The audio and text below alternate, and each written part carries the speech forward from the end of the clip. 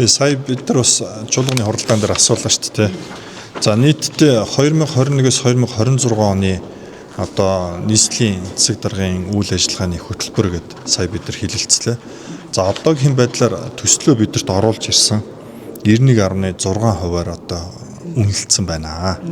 За тэгэхээр энэ бол одоо ямар одоо шалгуур үзүүлэлтүүдээр те яажгаад ийм өндөр одоо үзүүлэлттэй болчихвоо гэд төлөөлөгч нар маань бас асуултуудыг асуулаа, бас тодорхой хариултуудыг авлаа.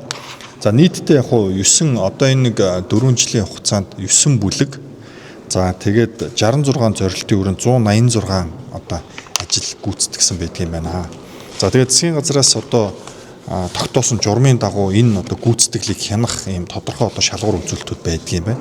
За тэгээд тэрний хүрээнд бол энэ одоо тайлангаа ирүүлсэн байна.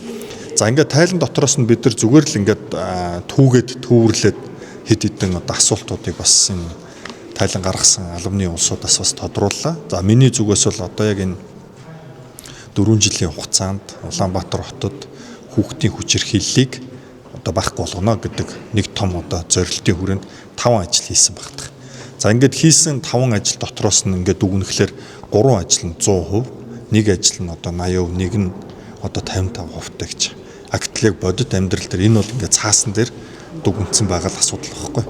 Агтл бодит амьдрал дээр өнөөдөр сүүлийн одоо 4 жилийн хугацаанд Улаанбаатар хотод энэ хүүхдийн хүчирхийллийг одоо зогсоож чадсан уугүй юу, тэ? Энэ чиглэл рүүгээ илүү их одоо ямар одоо зорилт дэвшүүлж байгаа, юу хийх гэж байгаа, хийсэн ажлууд нь ямар одоо үр дүн үзүүлж байгаа юм бэ гэдгээ тодорхой дүгнэх ёстой юм. Тэрнээс одоо ингээд одоо өрхийн эмнэлгийн тоог нэмэгдүүлнэ. Өрхийн эмнэлэг тендер зарласан, компани шалгарсан, бариа дууссан 100. Ингэж одоо дүгнэж байгаа. За одоо хүний хөгжлийн чиглэлээр те ийм фестивал хийсэн, ийм нээлттэй хаалганы өдөрлөг хийсэн, ийм сургалт хийсэн. Ингээд 100%. Тэгвэл тэр сургалт хийснээр хэдүүн хамрагдсан юм. Өмнө нь хэдүү байсан, одоо тэр сургалтын үр дүнд ямар одоо өөрчлөлтүүд гарсан юм. Тэгээд тэрийг хэд гэж дүгнэж байгаа юм. Гэх мэт тэ хэрв одоо хүүхдийн хүчирхийллийг одоо огт байхгүй болгоно гэж байгаа бол ямар төрлийн 5 төрлийн одоо дид одоо хүрээний ажил одоо дид сэдв тавьсан. Тэгээд дотроо нэг хэдхэн төрлийн ажил хийцэн. Тэгээ энийг хүүхдийн хүчирхийллийг байхгүй болгочлоо гэж ингэж одоо тайлангаа гаргамааргүй л байна л да. Тэгээд тэрэн дээр нь одоо бас сая бол чуулганы хуралдаан дээр шүүмжлэлтэй хандлаа. Тэгээд энэ бол оруулж ирсэн төсөл. Одоо ингээд өнөөдрөөс маргаашнаас эхлээд хороодуудаар хуралдана.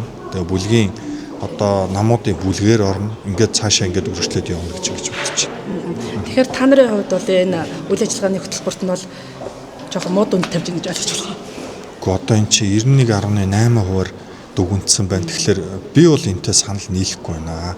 Санал нийлэхгүй те нийт 186 ажлаас одоо тодорхой хувь нь эн чи 91%-тай бараг биелсэн байна гэж ингэж үтсэн ба шүү дээ.